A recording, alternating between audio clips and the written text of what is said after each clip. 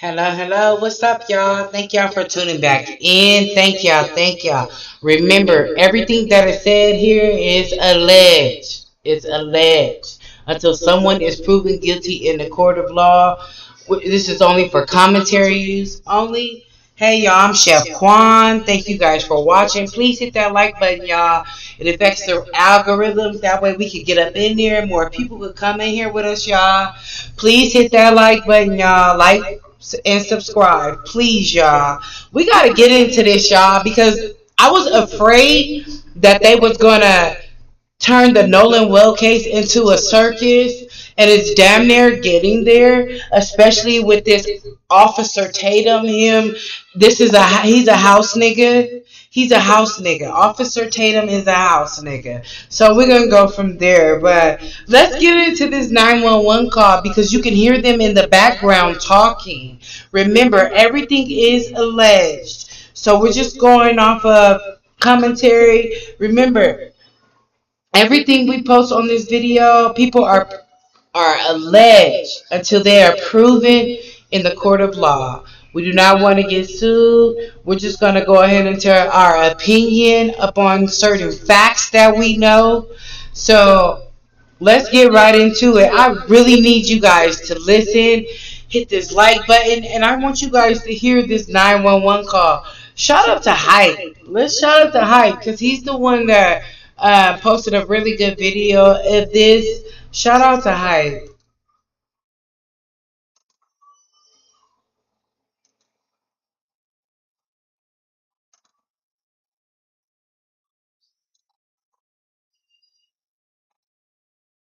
Reporting live from Midas Club, Fight Plus Like I said, they're turning the Nolan Wells case into a circus.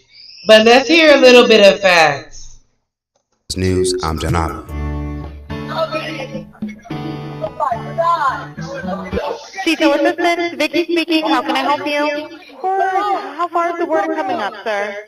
Breaking news coming out of Mississippi. A little over 20 days after Nolan Wells' disappearance and death, there now appears to be a major break in the case that the public is finally hearing.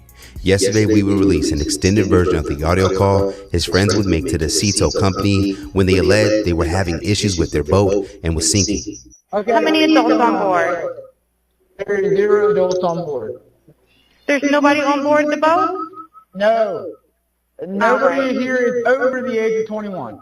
Sir, that was not the question. Now, this version we shared originally obtained by TMZ would only capture when you first hear the driver of the boat speak with the operator.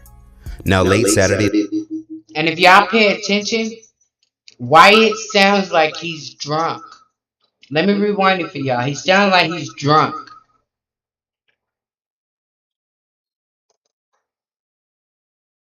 obtained by TMZ would only capture when you first hear the driver of the boat speak with the operator. Now, late Saturday night, local outlet WLOX would go on to release a completely unedited version of the call provided by the Mississippi Department of Maritime Resources. And in the first few seconds appears for some that not only Wells was on the boat with his friends when they left Horn Island, that he also appeared to have passed away amongst them. At the top of the call, while hold music played, you can hear panic from an unidentified young woman who appears to say Nolan, followed by, "Oh my God." Now, as the driver of the boat tries to explain the situation regarding the boat itself, you would then hear a male voice in the background seemingly yell, "Wake up, wake the F up."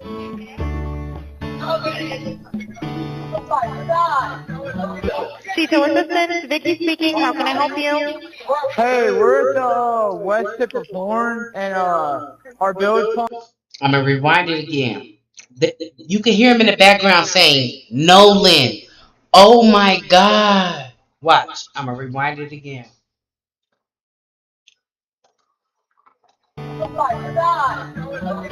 Detail assistant. There it goes. Let me rewind it one more time.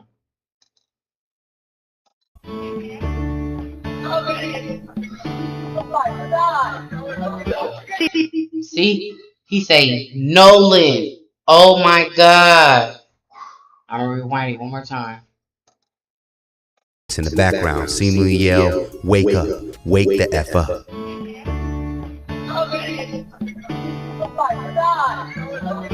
Detail assistant, Vicky speaking. How can I help you? Hey, we're at the west tip of Horn, and our bilge pump stopped working. We're sinking. Can y'all please come? We have a membership. All right, of course. How far is the water coming up, sir? Now, of course, due to the conversations in the background not taking place a part of the actual call, the way some are hearing this could be challenged by those who choose not to see it that way. Now, as an attempt to better make out the background chaos, we will remove the hold music at the beginning in an edited version. To connect you.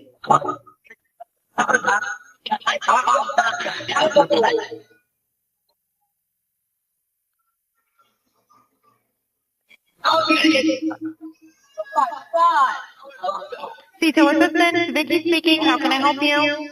Hey, we're at the west tip of Horn, and our bilge pump stopped working. We're sinking. Can y'all please come? We have a membership.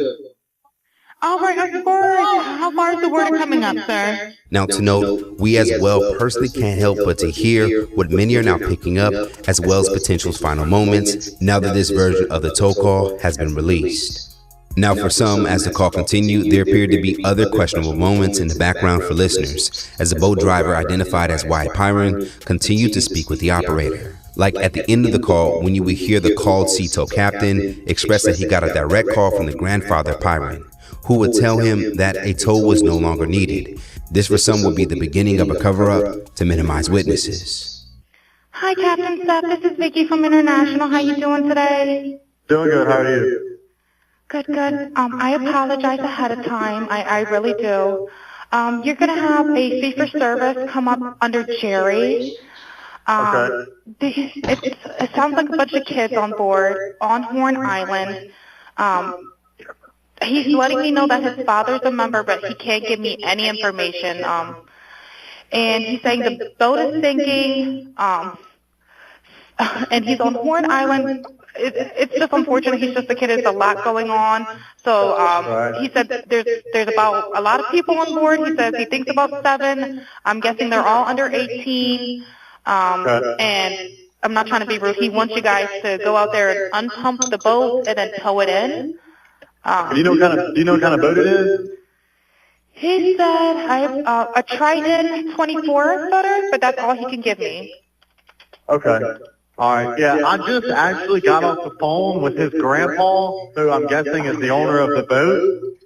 And he said that Jerry. Yeah, he said, Okay. I just hung up with him.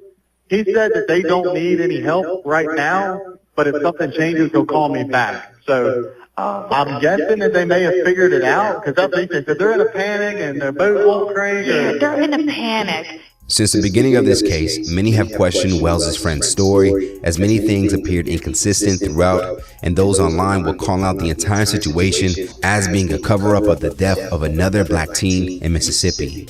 So what happens next? Given that this call is now officially 22 days old, we're certain the local officials and investigators have examined it by now.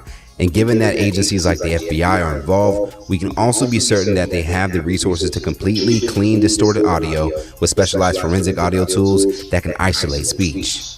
Now, according to reports, the FBI has perfected this ability since the 1960s as a way to improve distorted speech from wiretaps, 911 calls, and covert body wires. Now, what we unveiled is the case, and we all have now witnessed that Nolan was back on the boat that day where he potentially lost his life. Many individuals can now face consequences, like all of his friends who were on the boat that never gave Wells' family and authorities the truth and potentially helped get rid of his body.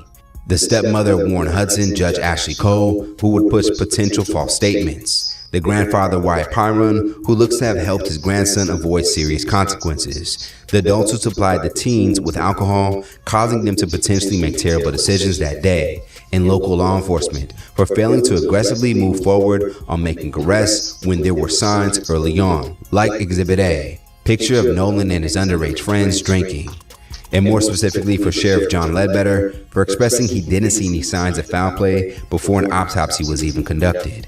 This recent update not only could highlight criminal bias, but also media bias because, again, this audio is over 20 days old. but for some reason, none of the major outlets played it in its entirety, which would have captured the slurred speech by Pyron, the boat's driver, thus potentially incriminating him of boating under the influence, which again is against maritime law, as well as capturing him stating that none of the occupants of the boat were over 21 years old, the legal drinking age in Mississippi. How many adults on board?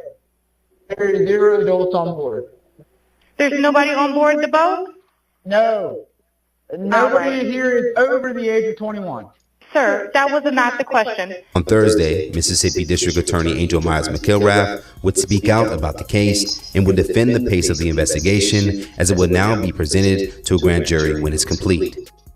I understand the public's urgency to know what happened to Nolan, but we are not taking time for time's sake. We are taking the time required to complete the work this investigation demands. Since Nolan was reported missing, local, state, and federal law enforcement agencies have worked around the clock investigating what happened to him. Every piece of evidence must be examined. Every credible lead must be followed to its conclusion. Every witness interview must be analyzed in context of all other evidence. The pressure for answers does not change what the work requires. I also understand that many people have questions about why more information has not been released publicly. In Mississippi, the rules of professional conduct restrict the information a prosecutor can release during an investigation. Our restraint in communicating facts and evidence is not an effort to keep the truth from the public. It is an effort to protect the integrity of this investigation and the grand jury proceeding. As your district attorney, I have an ethical obligation to avoid public statements that could influence witnesses, prejudice a proceeding, or compromise the fairness of the legal process. My obligation extends to and requires me to use reasonable care to ensure investigating agencies avoid making those statements and releasing information as well. These rules exist to protect the search for the truth, not to prevent it. When the public asks, what about this, or have they looked at that, or did they think about this? The answer is yes. Those are the same questions investigators ask. The difference is that we can't publicly discuss the evidence, the interviews, or what those efforts have uncovered while the investigation is underway. As far as Wells' family, they continue to ask witnesses to come forward and are expected to investigate Wells' phone with investigators assigned to the case. We all are also awaiting the findings from Wells' first autopsy now that the independent autopsy deemed his cause of death as undetermined.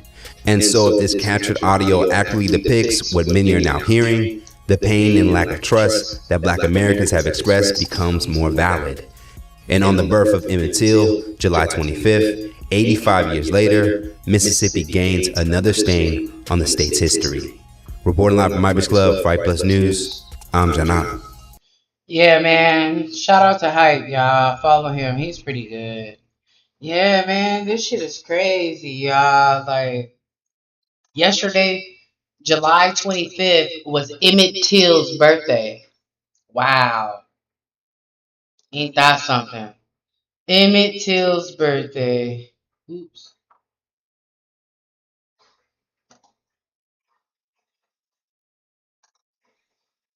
Ain't that something, y'all?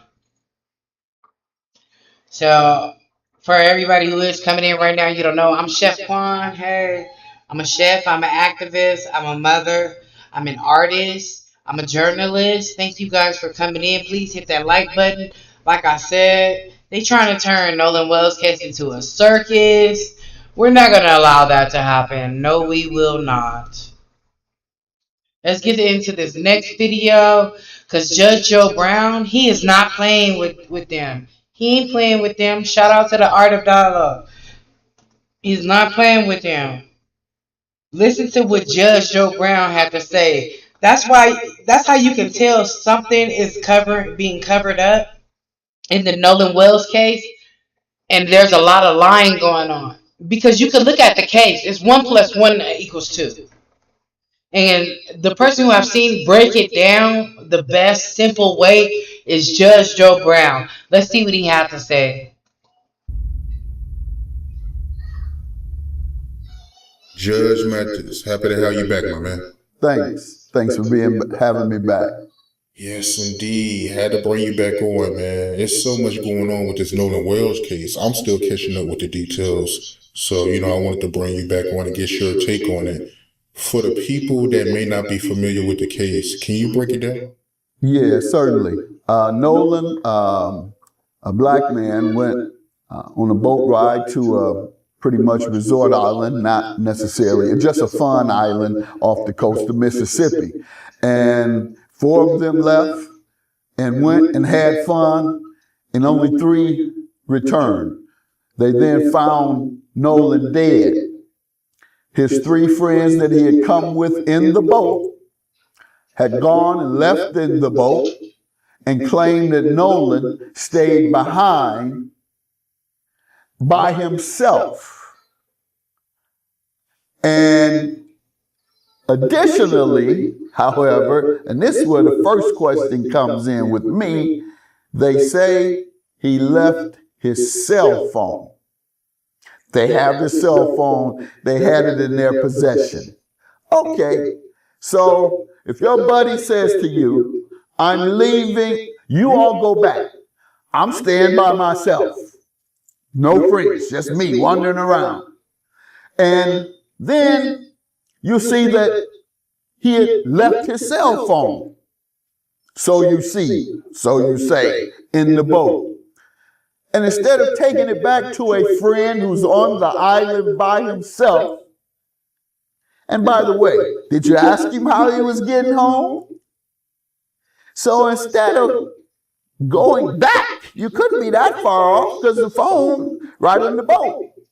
Say an hour or 2. If you're a real friend, you'll drive back on that recreational hour or 2 on the boat having fun to give your man his phone. Because if he's out there by himself, no question about it, 90% white in the state of Mississippi that has a history of demonizing and black men and killing them in the civil rights era. Most of the civil rights killings occurred in Mississippi, including Medgar Evers, including our dear young brother from Mississippi who was killed, and several others. And so we know that Mississippi has a history of demonizing and marginalizing black men. And so the question became, what is the investigation going to be? Well, the police immediately accepted the version of the 3 young men that returned. Now here you are, you're supposed to be the police. And I just deduced it. And I deduced it not just now, but I had deduced it immediately after seeing it in the media. And I'm not an investigator, I'm a lawyer and a judge, but an investigator, that is a police investigator / detective, has investigative techniques that would have immediately thrown into question what occurred. And common sense throws into question what occurred. And that's where we're at now. And there's some actions being taken by Ben Crump. I've spoken with him, and he's on top of it. And the family has the questions raised. Again, why would he leave his cell phone? Because it had to be voluntary. And then voluntarily stay on an island by himself without telling them why. A lot of questions there, a lot of holes in it, and that's what that grand jury is going to look into. That's the good news. Yeah, that definitely don't make no sense. So why would he give his phone to his friend? And I heard that his mom, she had to find out by using an app that his friend had his phone after it was reported that he was missing. Very suspicious, correct. And then there's a lot of questions. There's a lot of unanswered questions. There's allegedly an altercation that took place, and I think they say there may be some footage of it. Some have been AI generated various things, so we don't really know what's true or not. But I think they have eyewitnesses, and that's where the investigation should go. Were there eyewitnesses that saw any type of altercation? Is there video? There's cameras everywhere. You can't do anything without being caught on camera, believe me. And so to that extent, there's some footage out there that shows this altercation, if indeed it occurred. And so the grand jury, they are impaneled when there's a reasonable suspicion that something may have occurred. So that's good news. There's a reasonable suspicion that a crime has been committed. When you go to the grand jury, the prosecutor presents all the evidence that they have to explain to the grand jury the case they're looking into, and 90% of the time, over 90% of the time, the prosecutor comes back with an indictment because grand juries only hear one side.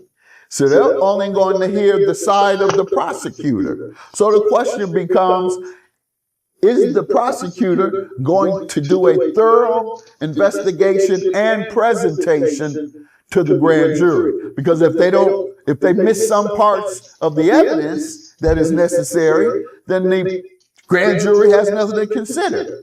But if, as it has been in most cases, it goes where the grand jury charge has been made, it's going to go to an indictment, and then all evidence will be seen on all sides. What I don't like about grand juries is if the defense don't get a chance to present their case to the grand jury. It's only the prosecutor. Prosecutor says, we have this, that, and the other evidence, begins talking, brings people in to interview them during the grand jury process, and then they determine whether there's probable cause to believe that a crime was committed. Probable cause means more likely than not. Reasonable suspicion means there may have been a crime, and so we have to look into it. Probable cause means we believe there was a crime, more likely than not. So that's where we're at with it. And correct me if I'm wrong, but Nolan's mom, she said that his phone was scrubbed, right? Yes, the mother said that some of the things on his phone had been removed. And I don't know what evidence they have of that, but she's not saying anything to jeopardize the truth in this case. And so everything she says, I'm going to take her at her word. She has no reason to trump up anything. She wants to get to the bottom of this and who killed her son. I don't believe he drowned. I believe he was killed. But I'm a judge that has to weigh all the evidence. Preliminarily, that's what I see. You don't leave your friend on an island, seeing that he has left his phone, and not at least go back. You came there with him. You left him there, you say, because he wanted to stay. But you notice that he's left his phone. How was he going to get home in the first place? Wouldn't he need his phone in order to call his transportation? Or they should have known some of that. He would have said, I'm going to get home by such and such way. Hey man, I'm not coming. Y'all go ahead. I got a young lady. Okay, man. Is she gonna bring you home? How you gonna get home? You don't ask any of those questions? So you must have asked those questions.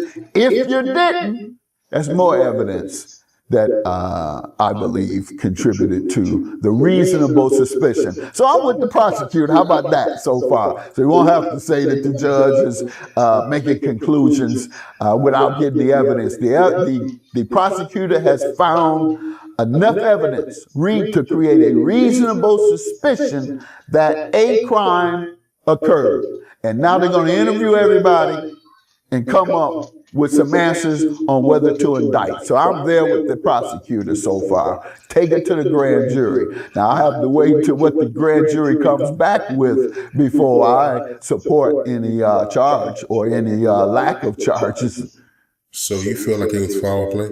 Yes. It doesn't make sense. And it creates a presumption. When you don't have an explanation and someone ends up dead and you hear contradictory or stories that really aren't credible because they make no sense, and you hear the same story from three people, who knows? They may have told 2 or 3 different stories. We don't know. We will know when that grand jury comes back. So that's the case in that scenario. Do you feel like the person who had Nolan's phone should face charges? It's a lot of people out there that feel that way.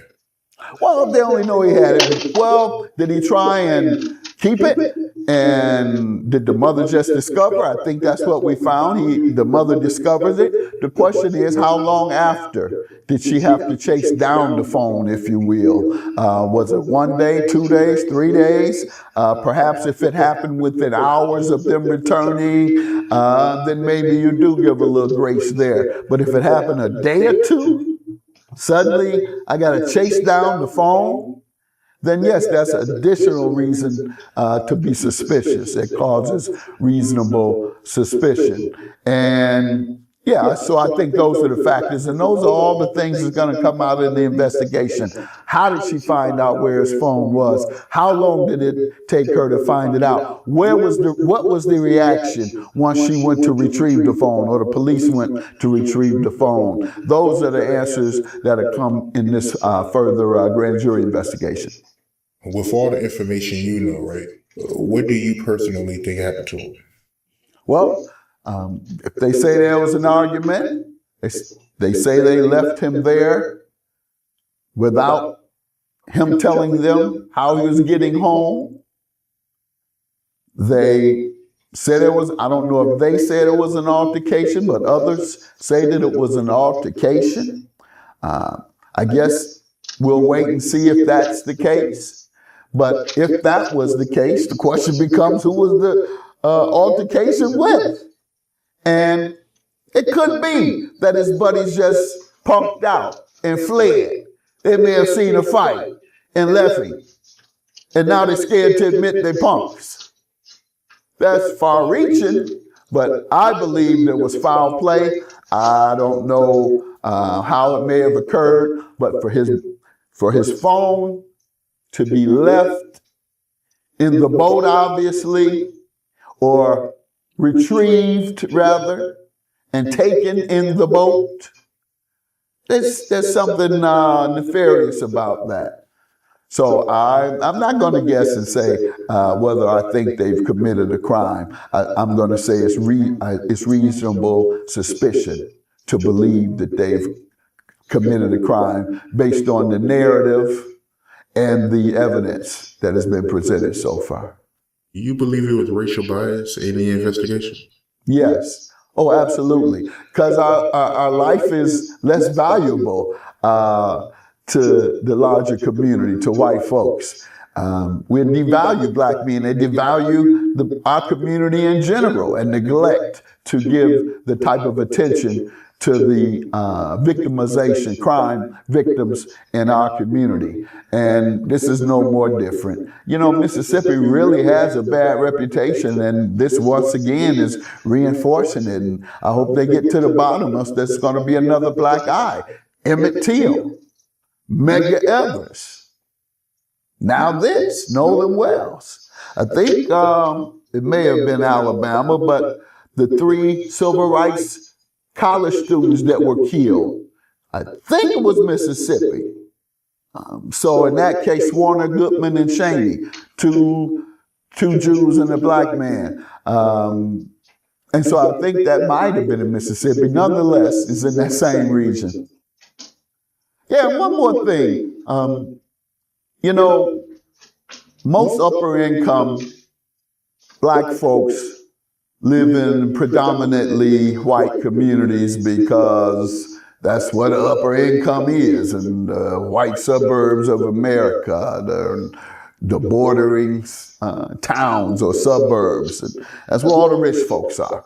And to that extent, rich black folks, that's where they're going to be if they want to live the highest quality of life. Those living the highest quality of life, those are the folks who have the most money. So those with the most money should live the highest quality of life. So to that extent, however, you see a very small number of black folks living in rich areas or with white kids, period, growing up with white kids.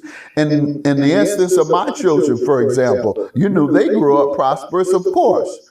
And when we left Detroit, thank God they were in the 9th and 10th grade, so they were already stable with regard to their perspective on the world. Because in LA, La La Land, you lose perspective on what's happening on the real world. You're kind of isolated, and they have different values, and their lifestyles are different.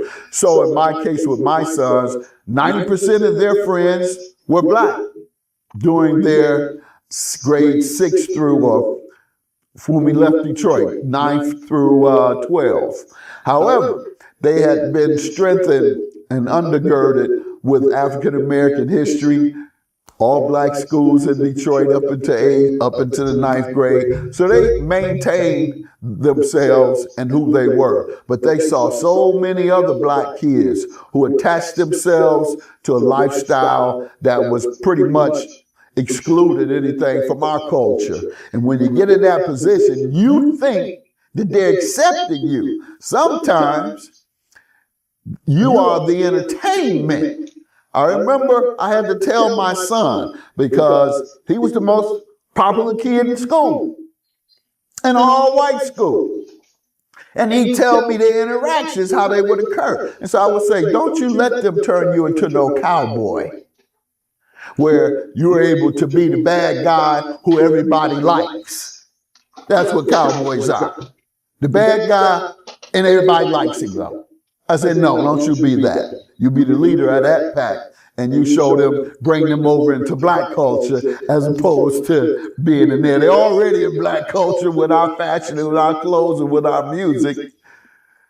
So that was my feelings about going to a overwhelming majority white school and overwhelming majority white friends. You got to be cautious there.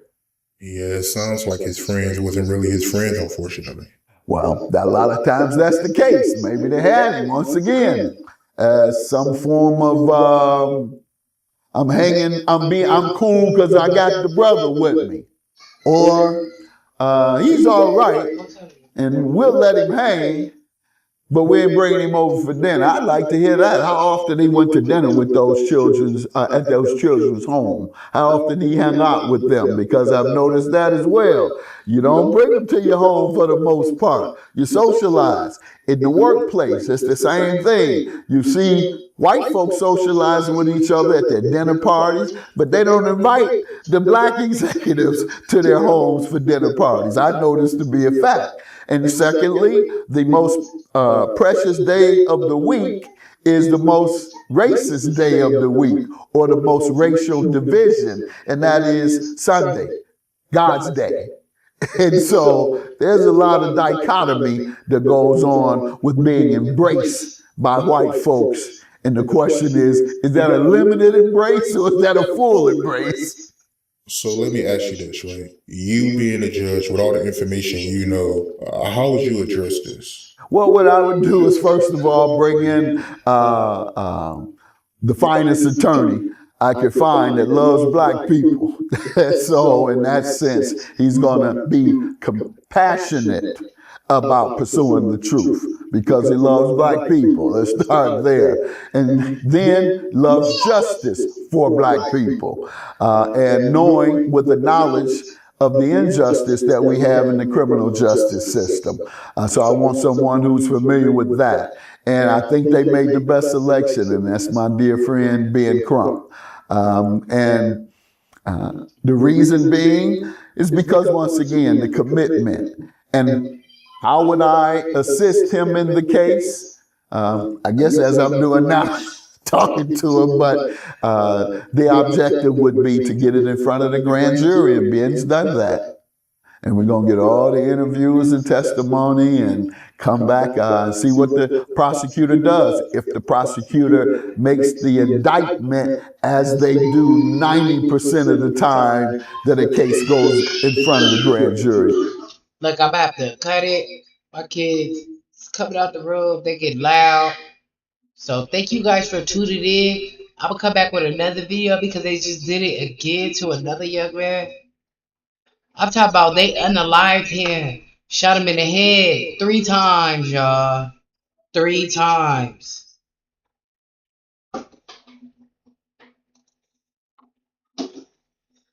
But like I said, y'all listen to everything that Judge Joe Brown said. He is right. Please hit the like button, y'all. Like, share, and subscribe. Thank you guys for tuning in. We'll be back.